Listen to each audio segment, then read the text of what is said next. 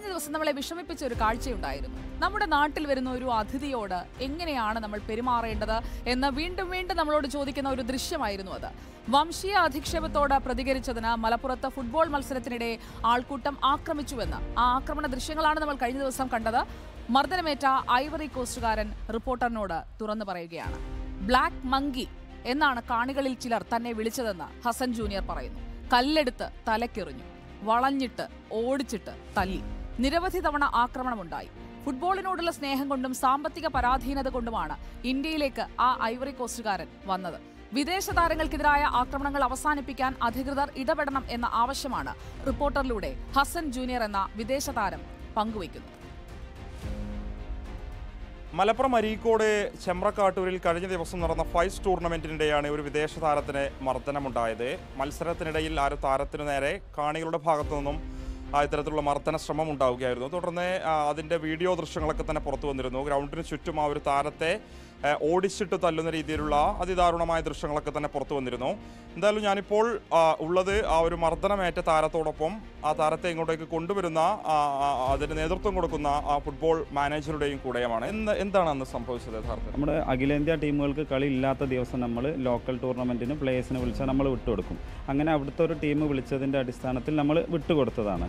പക്ഷെ മാച്ചിൻ്റെ ഇടയിൽ ഈ പ്ലെയർ കോർണർ കിക്ക് എടുക്കാൻ പോയപ്പം ഇവനെ റേഷ്യലായിട്ട് ഹരാസ് ചെയ്തു എന്നാണ് പറയുന്നത്. ഇവനെ ബ്ലഡി ബ്ലാക്ക് എന്ന് വിളിച്ചു. അപ്പോൾ ആ വിളിച്ച ആൾക്കെതിരെ ഇവൻ ഷൗട്ട് ചെയ്തപ്പം ഇവനെ കല്ല് വെച്ച് തലക്കെറിഞ്ഞ ആളോട് ഇവൻ വീണ്ടും ഷൗട്ട് ചെയ്തപ്പം അവിടെ ഉണ്ടായിരുന്ന ഒരു ക്രൗഡ് 100-ലധികം ആളുകൾ ഇവനെ വളഞ്ഞിട്ട് ആക്രമിക്കുകയും ഗ്രൗണ്ട് കംപ്ലീറ്റ് ഓടിച്ചിട്ട് തല്ലുകയാണ് ചെയ്തത്. ഇവൻ അവിടെ ഉണ്ടായിരുന്ന കമ്മിറ്റിക്കാരുടെ ഇടപെടൽ മൂലമാണ് മരണത്തിൽ നിന്ന് പോലും രക്ഷപ്പെട്ടത്. അദ്ദേഹം ഐവറി കോസ്റ്റ് വംശജനാണ്. ഇംഗ്ലീഷിൽ സംസാരിക്കുന്നതിന് ചെറിയ ബുദ്ധിമുട്ടുണ്ട്. ഫ്രഞ്ചിലാണ് സംസാരിക്കുന്നത്. നമുക്ക് അദ്ദേഹത്തോട് തന്നെ കാര്യങ്ങൾ ചോദിക്കാം. 21 വയസ്സുള്ള ഒരു വളർന്നു വരുന്നൊരു താരം കൂടിയാണ്. Actually what happened on that day? J'espère que tout le monde a vu la vidéo.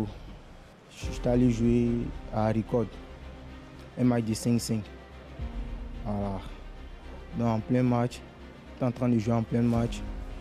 Les supporters ont commencé à m'injurer de putain de noir, singe. Il y a un mec qui est monté sur le terrain, prend le caillou pour taper sur ma tête. Donc quand il a pris le caillou pour taper sur ma tête, je partais vers lui. On commençait à m'injurer, noir, raciste, les paroles qu'on ne doit pas dire aux gens. Ah. Donc quand il partait vers lui, les autres sont montés sur le terrain, on commençait à me taper. Ils ont commencé à reculer. Tout le monde a vu la vidéo. Ils voulaient m'échapper. Les gens sont venus encore pour venir m'attraper. Commençaient à me taper, donner les coups. Hein?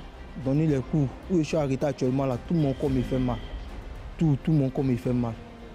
Nous, quand on vient en Inde ici, là, on vient pour se chercher. On vient jouer au football. Voilà. C'est vrai, c'est un pays que on aime quand on vient pour se chercher ici. Voilà, c'est un pays qu'on adore, qu'on aime. Nous, on a appris à jouer au football.